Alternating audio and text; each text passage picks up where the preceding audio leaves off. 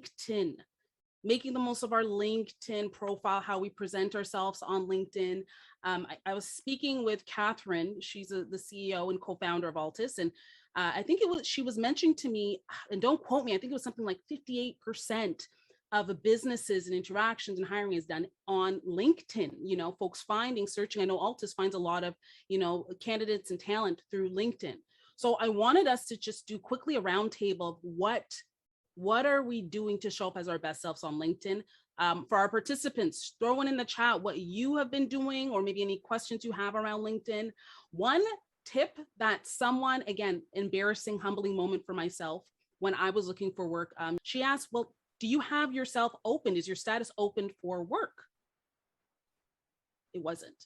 So I had to change that. And it was amazing how, opportunities started to trickle in, right? So that, I think, would be one tip, is if you are looking for work, actually change your status for, available to work, hiring. I think there's a circle or something that is around your photo so folks know.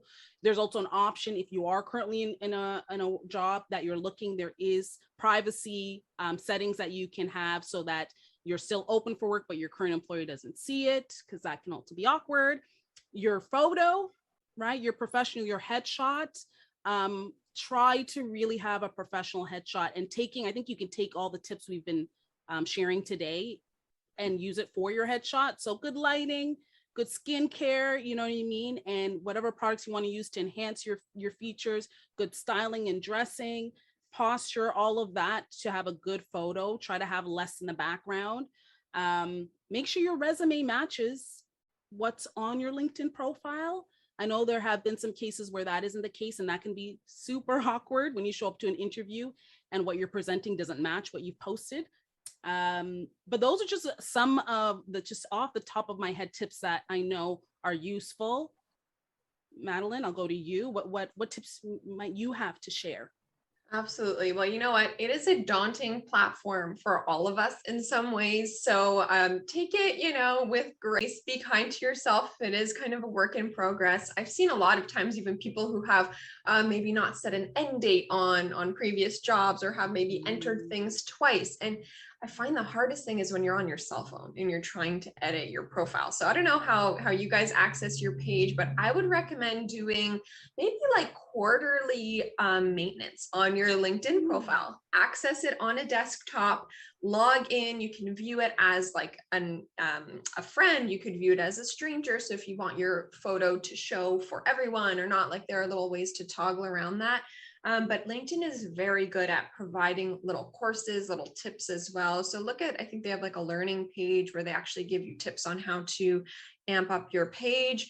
But I guess just my takeaways from this would be to keep your headline active. So whether you're a digital media professional, or you're looking for opportunities in the IT space, you're in hospitality, keeping that headline, the first thing people see, your name, and then that headline, keeping that active and changing with where you're at. Ensuring that your profile photo, it's not a dating app. This is who you are. You don't want to shock people if you show up maybe looking a little bit different than that photo. So maybe forgetting the photos that are 10, 20 years old and using something that really reflects what you look like today. Ensuring all of your current and former roles are listed on there. And there are some really great little enhancements. If you want to take it a step further, there's the background photo that you could change. So it's just a little window. It's almost like showing your wallpaper, your background, whatever you want to put in that header photo. There's now a way to actually put a little intro video on your profile. So if you go to change your LinkedIn photo, now there's a 30-second intro video, as well as a name pronunciation tool. Yes. That is fantastic, because it just allows you to speak, to say your name, to be proud of your pronunciation of your name, which just ties to your identity. And feel confident in sharing the correct pronunciation of your name. I think that's a great tool, as well as the pronouns. So you could change the pronouns on your profile as well now.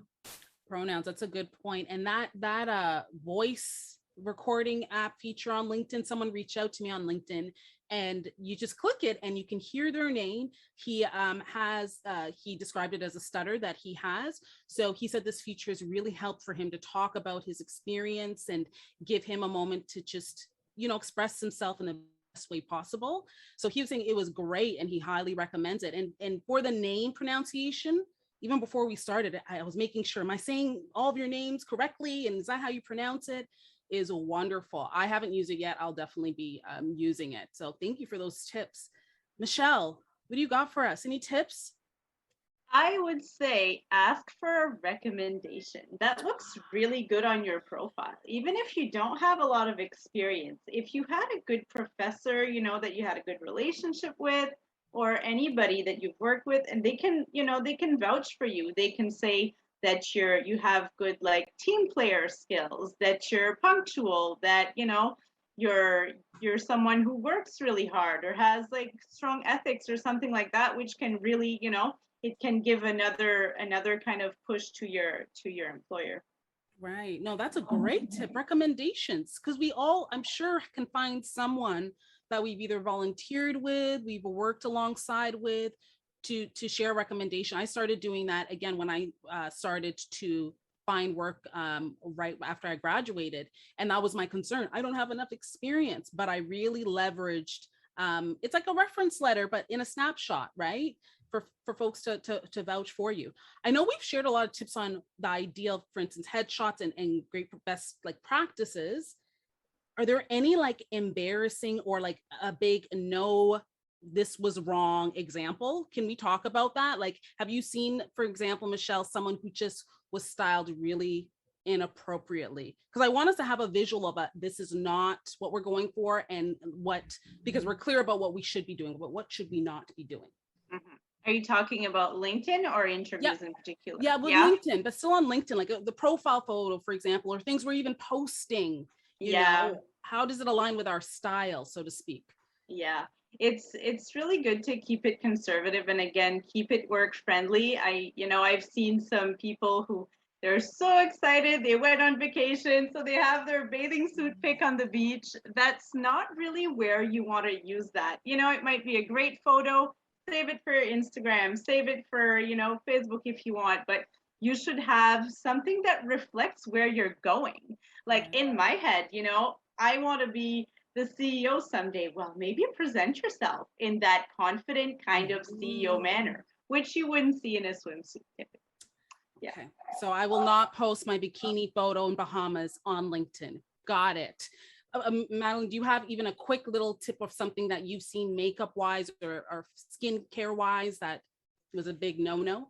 Yeah, well, you know what? I am keeping an eye on the chat too, so I wanted to comment on a question I saw there. But overall, keeping it natural on a daily basis. I do not always put, some makeup on. So to keep things feeling as comfortable as possible. Again, just finding those few products that maybe aren't brand new, things that you've used before and feel comfortable wearing would be crucial, so that you truly show up as you, so that you're not pretending to be somebody else. Actually, me personally, once I put on way too much eyeliner and just felt like an imposter in the interview. So just keeping it really comfortable and natural. Yeah, I've done that too. I tried to do a smoky eye and I'm like, this is not you, Barb, keep it neutral.